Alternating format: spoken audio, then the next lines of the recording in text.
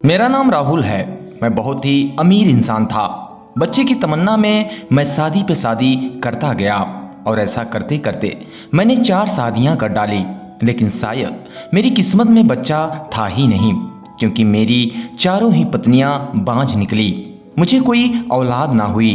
एक दिन मेरा दोस्त मुझसे कहने लगा कि एक तवायफ है, वह पैसे लेकर बच्चा पैदा करती है। मैंने उस औरत को घर बुलाकर उसके चेहरे पर लगा मास्क उतारा तो मेरे सिर पर आसमान गिर पड़ा, क्योंकि अपने दोस्त के साथ जिस जगह पर मैं गया था वहां की रातें जागती थी और दिन सोते थे। हर तरफ से गानों की आवाज और ढोलक की थाप के साथ घुंघरू की आवाज आ रही थी। मैं अपने दोस्त के साथ चलता हुआ तेजी से कदम उठाता जा रहा था। उस वक्त मेरा दिल बहुत तेजी से धड़क रहा था। मैं बहुत ही अमीर इंसान था। मेरे पास पैसे की कोई कमी नहीं थी, लेकिन यह भी सच था कि मैं अय्याश टाइप का व्यक्ति हरगिज नहीं था। बाजारी हुस्न से मुझे कोई मतलब नहीं था, बल्कि मैं तो गर्दन नीचे करके निकल जाता था। और अब भी जब मेरा दोस्त मुझे इन बदनाम गलियों में लेकर आया था तो मैं सर नीचे किए हुए चला जा रहा था कि कहीं कोई मुझे पहचान न ले, क्योंकि मेरा नाम बड़े बड़े बिजनेसमैनों में होता था। मैं अपनी इज्जत के लिए डर रहा था। यह मेरी मजबूरी थी जो कि मुझे यहाँ पर खींच लाई थी। काफी पुरानी इमारतें थी, छोटी छोटी गलियां थी। हर 2 मंजिल इमारतों से नाच गाने की आवाजें गूंज रही थी। इमारतों के बाहर मुंह में पान दबाए उस कोठे की दलाल खड़ी ग्राहकों को अपने कोठे में जाने को कह रही थी। साथ ही साथ वह बेबाक शब्द भी बोल रही थी, साहब हमारे कोठे को इज्जत बख्श के तो देखें, आपकी तबीयत हरी हो जाएगी। इस तरीके की बातें सुनकर मैं शर्म से जमीन में गड़ा जा रहा था। मेरा चेहरा लाल हो गया था। मैंने कभी भी इस तरह की बातें नहीं सुनी थी। ऐसा लगता था मानो जैसे कोई कारोबारी कपड़े का बाजार हो और दुकानदार अपनी चीजों की तारीफ करके उसे बेच रहा हो। क्या औरत इतनी सस्ती और इतनी मामूली सी चीज होती है? खैर, मैं दिल ही दिल में दोस्त की बात मानकर बहुत पछता रहा था। मुझे यहाँ आना ही नहीं चाहिए था। यहाँ आकर मैंने बहुत बड़ी गलती कर दी थी। मेरा जी चाह रहा था कि मैं यहाँ से वापस चला जाऊं कि तभी एक कोठे के पास जाकर मेरे दोस्त महेश के कदम रुक गए। इससे पहले कि मैं मना करता, महेश ने मेरा हाथ पकड़ा और उसकी सीढ़ियां चढ़ने लगा। सीढ़ियां सीमेंट की बनी हुई थी और सीढ़ियों की दीवारों पर पान के दाग लगे हुए थे। चारों तरफ अजीब सी गंदी बदबू फैली हुई थी। हम लोग ऊपर गए तो आंगन में सफेद चांदनी बिछी हुई थी और शराब गुलाब के फूलों से मिलकर एक अजीब सी बू का एहसास करा रहा था। सामने सफेद चांदनी पर लाल रंग के तकिए टिकाए एक मोटी सी औरत बैठी हुई थी और जिसके सामने एक खूबसूरत सी लड़की डांस कर रही थी। पाँव में घुंघरू पहने वह गीत और गानों की बोल पर डांस कर रही थी। सामने कालीन पर हारमोनियम और ढोलक वाले भी बैठे हुए थे, जो अलग से ही अपना एक राग बजा रहे थे। सामने एक अधेड़ उम्र की मोटी सी औरत मुंह में पान दबाए हुए उस लड़की के डांस को देखते हुए अपने पाँव को हिला रही थी। मुझे वहां का माहौल देखकर दहशत सी होने लगी थी। मैंने महेश से कहा कि चलो यहाँ से, मुझे यहाँ किसी से कोई बात नहीं करनी है। तो वह कहने लगा कि अरे मर्द बनो, क्या इतना डर रहे हो? वह मुझे उस तख्त पर बैठी औरत के पास ले गया। वह शायद महेश को जानती थी। मुझे उसके साथ देखकर सर से पांव तक महेश से आंखों के इशारे से पूछने लगी कि यह कौन है। महेश ने कहा कि यह मेरा दोस्त है, इसे सुमन से मिलना है क्योंकि इसे एक बच्चा चाहिए। उसने झट से मेरे आने की असली वजह भी बता दी थी। उस औरत ने पहले गुलदान में पान की पिक मारी, फिर मुझे देखने लगी और कहने लगी कि बैठो मियाँ, यूं खड़े खड़े तो बात नहीं होगी तुमसे। मैं वहां रुकना भी नहीं चाहता था, बस मेरी मजबूरी और बेबसी थी जो मुझे यहाँ खींच लाई थी। मैं तख्त के पास जाकर टिक गया। वह कहने लगी, देखो साहब, मैं पैसों में कमी नहीं करती। पूरे साल लड़की मेरे काम की नहीं रहती। तेरे बच्चे को अपने पेट में पालेगी तो कमा कर तो देगी नहीं, इसलिए 10 लाख रुपए लूंगी। आधी रकम पहले देनी पड़ेगी और आधी बाद में। मेरा दिल अभी अंदर से बेचैन था। मैंने एक नजर महेश को देखा तो वह मुझे दिलासा देने लगा। मैंने कहा, मैं लड़की को यहाँ नहीं रखूंगा। वह कहने लगी कि कोई बात नहीं, 15 लाख देकर तुम अपनी लड़की को साथ ले जा सकते हो। मैंने अपनी जेब से चेकबुक निकाली और 15 लाख का चेक उसे दे दिया। मेरे लिए तो पैसों की कोई समस्या ही नहीं थी। जब मैंने उसे तुरंत 15 लाख का चेक दिया तो उस औरत की आंखें फटी की फटी रह गई। पैसों का चेक देखकर वह औरत कुछ बोल ही नहीं पाई और फिर थोड़ी देर बाद वह मुझे देखकर मुस्कुराने लगी। फिर उसने एक लड़की को आवाज लगाई, अरे मुस्कान, कहाँ मर गई? उसकी एक पुकार से वह लड़की उसके पास आ गई। वह सांवली सी लड़की थी, उसके चेहरे के नयन नक्श अच्छे थे। फिर उस औरत ने कहा, मुस्कान, यह सुमन का ग्राहक है, उसे कहो कि तैयारी कर ले। इससे पहले कि वह मुस्कान नाम की लड़की हुक्म को पूरा करती, मैंने उससे कहा कि मैं पहले लड़की को देखना चाहता हूँ। लड़की खूबसूरत होनी चाहिए क्योंकि मुझे बच्चा खूबसूरत चाहिए। मेरी बात सुनकर वो औरत ठाके मार कर हंसने लगी और बोली, हाँ जाकर देख लो, होश ना उड़ जाए तो कहना। जा मुस्कान, साहब को सुमन का दीदार करवा दे। मुस्कान मुझसे कहने लगी, आइए साहब। मैं मुस्कान नाम की लड़की के साथ चलने लगा। वह लड़की मुझे एक कमरे के बाहर छोड़कर चली गई। पहली बार मेरा दिल बड़ी जोर जोर से धड़क रहा था। बच्चे के लालच ने मुझे कहां से कहां ले आकर खड़ा कर दिया था। ऐसी हालत तो मेरी कभी अपनी पत्नियों के कमरे में जाते हुए भी नहीं होती थी। शायद यह बात जायज या नाजायज की थी। मेरी पत्नियों के साथ मेरा रिश्ता जायज था, पर यहाँ तो मेरा रिश्ता नाजायज था। फिर भी मैंने दिल को समझाया, यह लड़की भी तो मेरे लिए अब गैर नहीं रहेगी, क्योंकि यह लड़की मेरे बच्चे को अपनी कोख से जन्म देगी। लेकिन ये मेरी बेबसी थी जो मैं इस राह को चुनने पर मजबूर था। जब मैंने कमरे पर दस्तक दी तो उसने कहा, कौन है, आ जाओ अंदर। मैंने दरवाजा खोला तो सामने एक लड़की आधे घूंघट निकाले सजी संवरी बैठी हुई थी। मैंने बड़ी मुश्किल से उसे बस एक नजर देखा, फिर कमरे का दरवाजा बंद कर दिया और उसके पास आकर बैठ गया। मैंने अब तक उसका चेहरा नहीं देखा था क्योंकि वह घूंघट निकाली हुए बैठी थी। मैं उसके सामने जाकर बैठ गया, लेकिन खुद में इतनी हिम्मत नहीं हो रही थी कि उसकी तरफ देखूं और उसका घूंघट उठाऊं।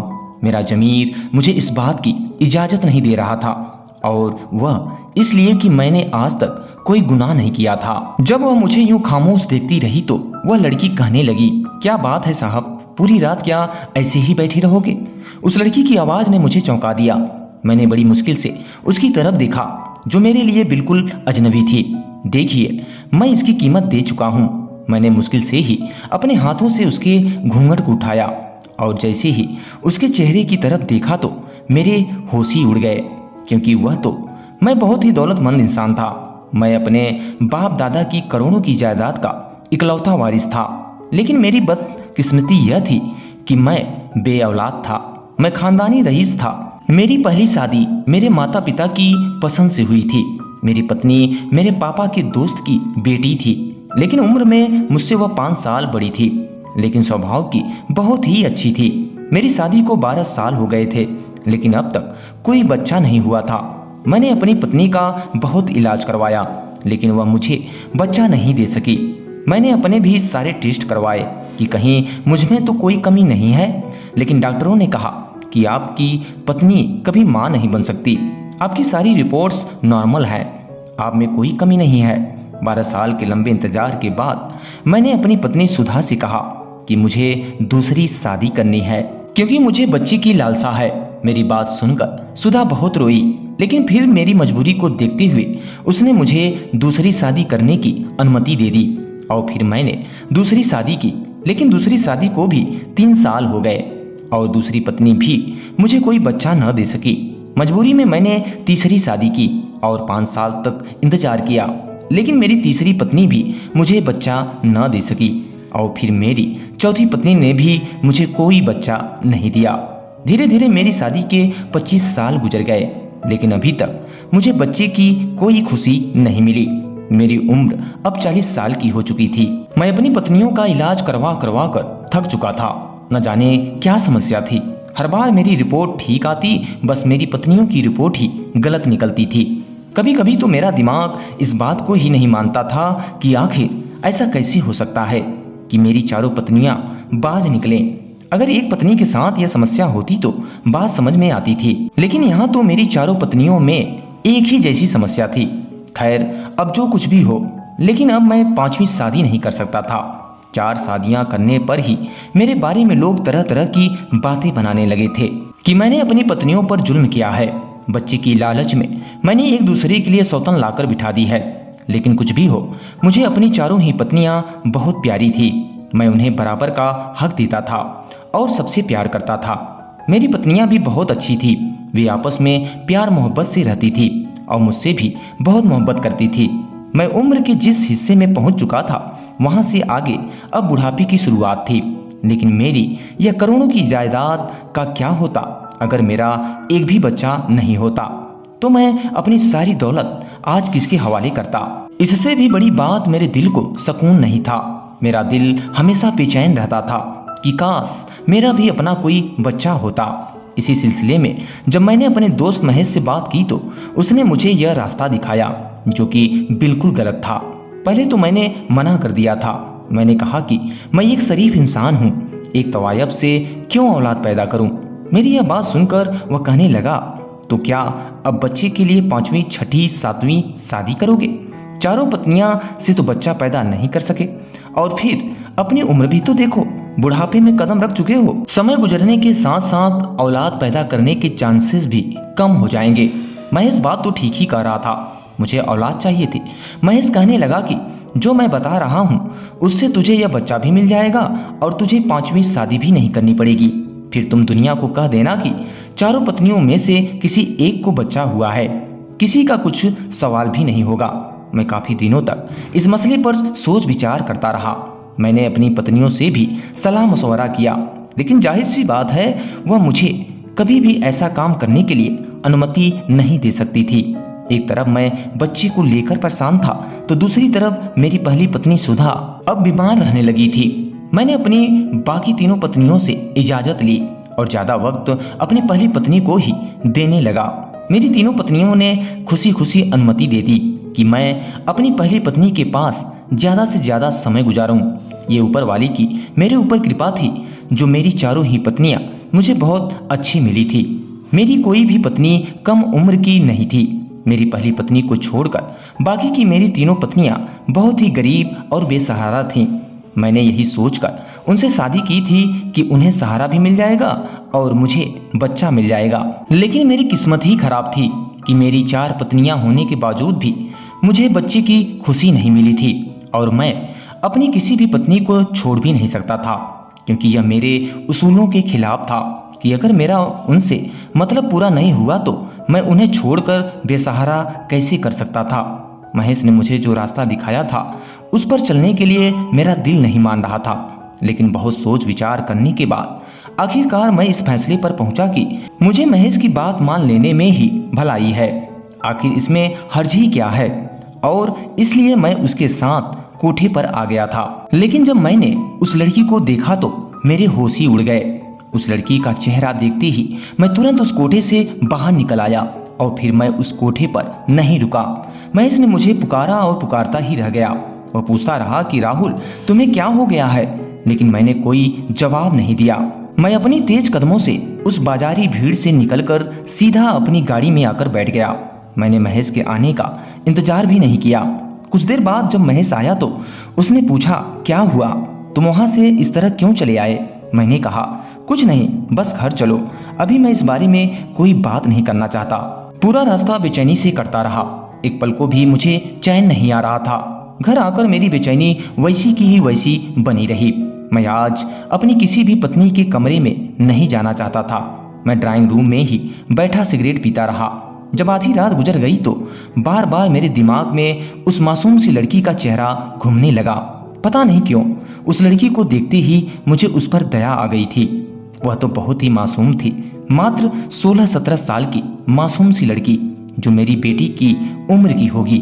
मेरे जमीर ने यह बिल्कुल गवारा नहीं किया कि मैं उस लड़की के साथ शारीरिक संबंध बनाऊं। मेरे दिमाग की उलझनें बढ़ने लगी थी।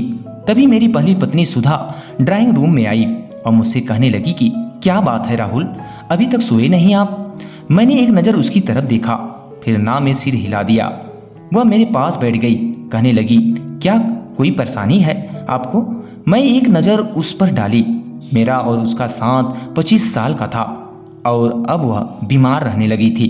मैंने उसका हाथ थामा और कहा, अब तुम्हारी तबीयत कैसी है? वह कहने लगी, मुझे अपने बचने की अब कोई उम्मीद नहीं है। मेरे पेट का अल्सर कैंसर का रूप धारण कर चुका है और इस बीमारी से मैं अब और ज्यादा नहीं लड़ सकती। यह कहते हुए मेरी पत्नी की आंखों में आंसू आ गए। मैं भी जानता था कि मेरी पत्नी कुछ ही महीनों की मेहमान है और इसलिए मैं अपना सारा समय अपनी पहली पत्नी के साथ ही गुजारता था। मेरी पत्नी ने रोते हुए अपना सिर मेरे कंधे पर टिका दिया। मैंने उसे अपनी बाहों में ले लिया और कहा, सुधा, मैं चाहता हूँ कि मैं तुम्हें लंदन ले जाऊं और वहीं पर तुम्हारा इलाज करवाऊं।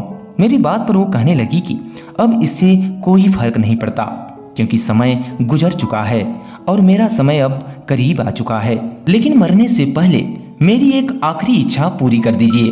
मुझे इस घर में बच्चे की किलकारियां सुननी है। एक छोटा सा प्यारा सा बच्चा मैं आपकी गोद में देखना चाहती हूँ। आप चाहें तो मुझे तलाक दे दें और किसी ऐसी औरत से शादी कर लें जो आपको बच्चा दे सके। सुधा की ये बात सुनकर मेरी आंखों में आंसू आ गए। मैंने कहा, सुधा, मैं तुम्हें मरने से पहले और ज्यादा दुख नहीं देना चाहता। पहले ही मैं तुम्हें बहुत दुख दे चुका हूँ जो तुम्हारे लिए 3-3 सौतने लाकर बिठा दी, लेकिन अब इतना बड़ा दुख मैं तुम्हें नहीं दे सकता। मेरी बात सुनकर सुधा बहुत ही दुखी मन से कहने लगी, मुझे आपकी कोई भी बात बुरी नहीं लगी है। हाँ, पहले थोड़ा दुख जरूर हुआ था, लेकिन फिर मैं समझ गई थी कि आपके मन में भी एक बच्चे की लालसा जागती होगी और फिर मैंने अपने आप को समझा लिया था। लेकिन मुझे कहाँ पता था कि मेरा मनहूस साया आपको कभी पाप नहीं बनने देगा। इसलिए मैं कह रही हूँ कि आप मुझे तलाक दे दें और एक ऐसी औरत से शादी कर लें जो आपको बच्चा दे सके।